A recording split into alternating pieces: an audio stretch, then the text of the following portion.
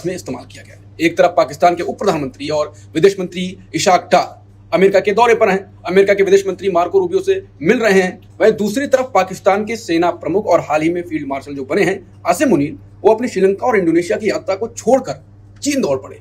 यानी एक तरफ अमेरिका के विदेश मंत्री मार्को रूबियो पाकिस्तान की तारीफ करते हैं और दूसरी तरफ चीन पहले से ही पाकिस्तान का यार है।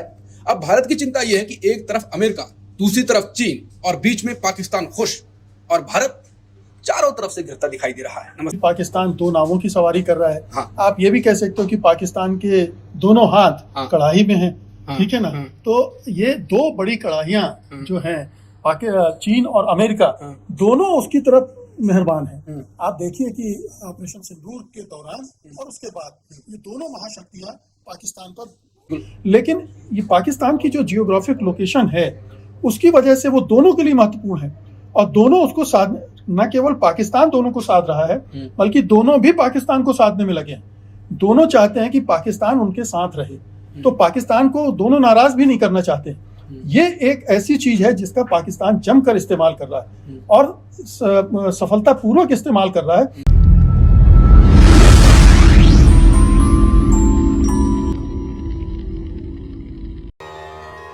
जब दुश्मन दो नावों पर सवारी करने लगे तो समझ लीजिए कुछ बड़ा खेल चल रहा है। पाकिस्तान अब अकेले नहीं खेल रहा, अब वो चीन और अमेरिका दोनों को एक साथ साधने की कोशिश कर रहा है। एक तरफ उसके विदेश मंत्री अमेरिका में जाकर वॉशिंगटन की वाइन पी रहे हैं और दूसरी तरफ आर्मी चीफ आसिम मुनीर चीन की चाय के प्याले में डूबे हुए हैं। यहाँ पर वाइन का और चाय का मतलब वो नहीं है जो होता है, ये अलग अर्थ में इस्तेमाल किया गया है। एक तरफ पाकिस्तान के उप प्रधानमंत्री और विदेश मंत्री इशाक डार अमेरिका के दौरे पर हैं, अमेरिका के विदेश मंत्री मार्को रूबियो से मिल रहे हैं। वहीं दूसरी तरफ पाकिस्तान के सेना प्रमुख और हाल ही में फील्ड मार्शल जो बने हैं आसिम मुनीर, वो अपनी श्रीलंका और इंडोनेशिया की यात्रा को छोड़कर चीन दौड़ पड़े। यानी एक तरफ अमेरिका के विदेश मंत्री मार्को रूबियो पाकिस्तान की तारीफ करते हैं और दूसरी तरफ चीन पहले से ही पाकिस्तान का यार है। अब भारत की चिंता यह है कि एक तरफ अमेरिका, दूसरी तरफ चीन और बीच में पाकिस्तान खुश, और भारत चारों तरफ से घिरता दिखाई दे रहा है। नमस्कार, मैं हूं अंकुर और आप देख रहे हैं सत्यम का खास शो बेबाक मुकेश। मुकेश जी, पाकिस्तान की रणनीति दोनों नावों पर पैर, और अमेरिका और चीन दोनों विरोधी भी हैं और पाकिस्तान दोनों पर बैलेंस करने की कोशिश कर रहा है। आप ये कह सकते हो कि पाकिस्तान दो नावों की सवारी कर रहा है। हाँ। आप ये भी कह सकते हो कि पाकिस्तान के दोनों हाथ हाँ। कढ़ाई में हैं। हाँ। ठीक है ना। हाँ। तो ये दो बड़ी कढ़ाइयाँ जो हैं चीन और अमेरिका, दोनों उसकी तरफ मेहरबान हैं। आप देखिए कि ऑपरेशन सिंदूर के दौरान और उसके बाद ये दोनों महाशक्तियां पाकिस्तान पर कृपा बरसा रही हैं। बिल्कुल। तो लगातार अब देखिए पाकिस्तान के जो फील्ड मार्शल बने हैं स्वयंभू, वो अमेरिका गए और उनको इतनी तवज्जो दी कि उनके साथ लंच किया राष्ट्रपति ट्रंप ने, और फिर एक के बाद एक सिलसिला वहां जाने का। इशाक डार साहब भी वहां डेरा जमाए बैठे हैं। तो एक तरफ अमेरिका को साध रहे हैं और दूसरी तरफ फील्ड मार्शल आसिम मुनीर पहुंच गए चीन। अब चीन में भी उनकी वहां के विदेश मंत्री वांग यी से मुलाकात हुई है और उस मुलाकात के दो वर्जन सामने आ रहे हैं। एक वर्जन तो जो पाकिस्तानी अखबार हैं वो दे रहे हैं कि जो रिलेशनशिप है वो उसमें और डेप्थ बढ़ी है और आपसी सहयोग की बात हो रही है, और जो जियोपॉलिटिक्स है इस खित्ते की, इस इलाके की, उसको कैसे और मजबूत किया जाए, उसमें अपने पक्ष को वो बात हुई है। और दूसरी तरफ अगर आप भारत के मीडिया को देखेंगे तो उसमें इस तरह की बातें हैं कि आसिम मुनीर को जमकर झाड़ पड़ी है। झाड़ किस लिए पड़ी है कि जो चीन के लोग काम कर रहे हैं पाकिस्तान में, उनकी सुरक्षा को लेकर उसको हड़काया है, और जो सीपेक का जो इकोनॉमिक कॉरिडोर का वो प्रोजेक्ट है उसकी सुरक्षा को लेकर वांग यी ने उनको हड़काया है।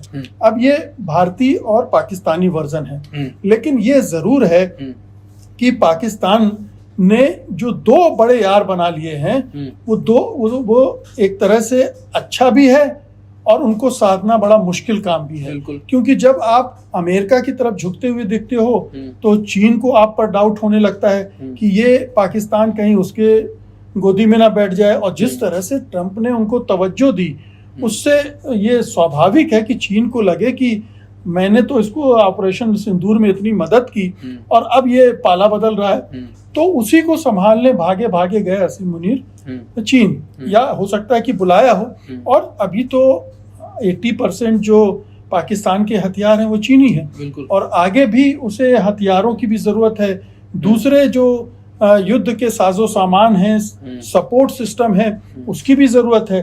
तो हो सकता है कि उसके लिए भी बातचीत हो रही हो, क्योंकि ध्यान रहे भारत ने ऑपरेशन सिंदूर बंद नहीं किया है, बिल्कुल वो जारी है। उसके साथ चौहान ने कल ही बोला है, बिल्कुल। और बहुत सारे लोग मानते हैं कि ये युद्ध विराम हुआ है, अभी लड़ाई एक और होनी है।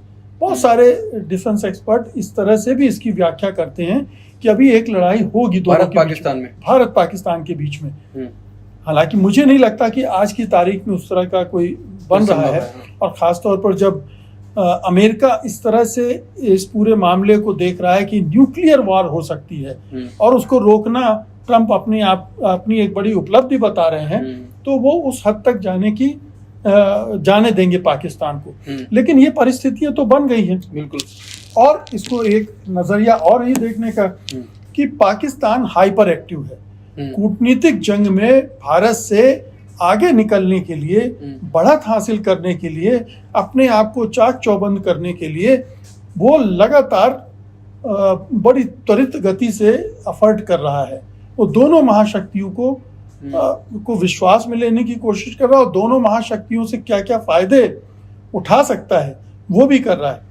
आपको नहीं लगता कि आपने शुरुआत, जब इसका जवाब देने की शुरुआत की, तो आपने कहा कि दोनों हाथ कढ़ाई में हैं, कढ़ाई में तेल अगर गर्म हुआ, कढ़ाई में से मतलब होता है कि कढ़ाई में पकवान रखे हुए बिल्कुल हैं, बिल्कुल, आप दोनों हाथों से मान लीजिए उसमें पकवान नहीं है, उसमें गर्म तेल है, क्योंकि आपका खतरा भी, बैकफायर भी तो हो सकता है। बिल्कुल। चीन कैसे चाहेगा कि आप अमेरिका के बार बार यहाँ पर भाग रहे हैं, चीन और अमेरिका का अलग चलता है, अगर बैकफायर कर गया तो उल्टा दांव पड़ जाएगा, या पाकिस्तान संभालने की कोशिश कर रहा है और कर भी लेगा, तो ये तो भारत के लिए कितना बड़ा खतरा होगा, सवाल इसमें ये भी जुड़ता है। नहीं, ये रिस्क तो होती है। हाँ। जब आप इतने बड़े देशों को, दो परस्पर धुर दुश्मन शत्रु देशों को आप साधने की कोशिश करते हैं, तो आप हमेशा डाउट में रहते हैं। तो आप इसको अतिरिक्त चालाकी भी कह सकते हैं, ओवर स्मार्टनेस भी कह सकते हैं, या इसके खतरे होते हैं। जब आप ओवर स्मार्टनेस दिखाते हैं तो आप मुश्किल में भी पड़ते हैं। लेकिन ये पाकिस्तान की जो जियोग्राफिक लोकेशन है, उसकी वजह से वो दोनों के लिए महत्वपूर्ण है, और दोनों उसको साधने, न केवल पाकिस्तान दोनों को साध रहा है, बल्कि दोनों भी पाकिस्तान को साधने में लगे हैं। दोनों चाहते हैं कि पाकिस्तान उनके साथ रहे, तो पाकिस्तान को दोनों नाराज भी नहीं करना चाहते। ये एक ऐसी चीज है जिसका पाकिस्तान जमकर इस्तेमाल कर रहा है, और सफलतापूर्वक इस्तेमाल कर रहा है, उसके फायदे भी उठा रहा है। तो ये तो एक बात हो गई। सवाल उठता है कि भारत इसको कैसे काउंटर करेगा। बिल्कुल।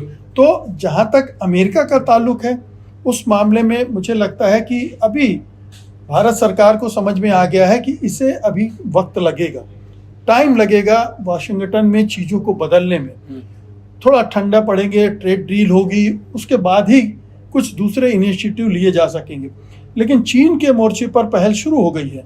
आपको पता है विदेश मंत्री जयशंकर वहाँ गए थे, उसके बाद से एक एक करके कई मेजर अनाउंसमेंट हुए हैं, जिसमें टूरिस्ट वीज़ा देने की नंबर बढ़ा दिया गया है। फिर ये भी हुआ है कि LAC पर और बातचीत हो और उनको रिजॉल्व किया जाए इश्यूज को।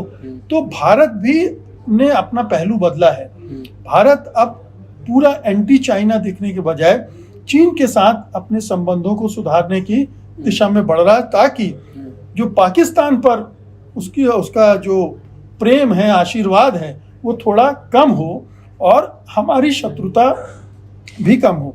क्योंकि भारत में भी चीन का $600 बिलियन का इन्वेस्टमेंट है, पाकिस्तान में इतना नहीं है। पाकिस्तान में कुछ इंपॉर्टेंट प्रोजेक्ट जरूर हैं, जैसे बलूचिस्तान में है, CPEC का है, लेकिन हिंदुस्तान में भी उसके इंटरेस्ट कम नहीं है, क्योंकि 150 करोड़ लोगों का मुल्क है, ये एक बड़ा बाजार है। और ऐसे में जब कई बाजार उसके लिए बंद हो रहे हैं, तो भारत उसके लिए एक बड़ा बाजार है। तो भारत ये कोशिश कर रहा है कि जो शत्रुता है वो कम हो, ताकि पाकिस्तान से उसका प्रेम कम हो, और उसका जो खतरा है टू फ्रंट वॉर का, या पाकिस्तान और चीन मिलकर उसके खिलाफ लड़े, या चीन के आशीर्वाद और सहयोग से पाकिस्तान हमारे खिलाफ लड़े, इसको कैसे कम से कम इस खतरे को कम किया जाए। पाकिस्तान का गेम चल रहा लगातार, ये तो बड़ा ही गेम है जो आपने कहा कि बहुत ही ओवर स्मार्ट तरीके या स्मार्टली बहुत वो काम कर रहा है, और कि कह भी सकते हैं कि बहुत अच्छी चालाकी से काम कर रहा है, दो दुश्मनों को पाले में जाके काम कर पा रहा है।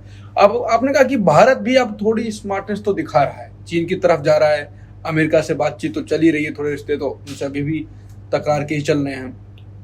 मोदी जी ऐसी चाल चल पाएंगे, आपको इतना भरोसा है? क्योंकि चीन के साथ तो झूला भी झूले थे, उसके बाद क्या हाल हुआ। चीन हमारा दोस्त तो नहीं बन पाता कभी।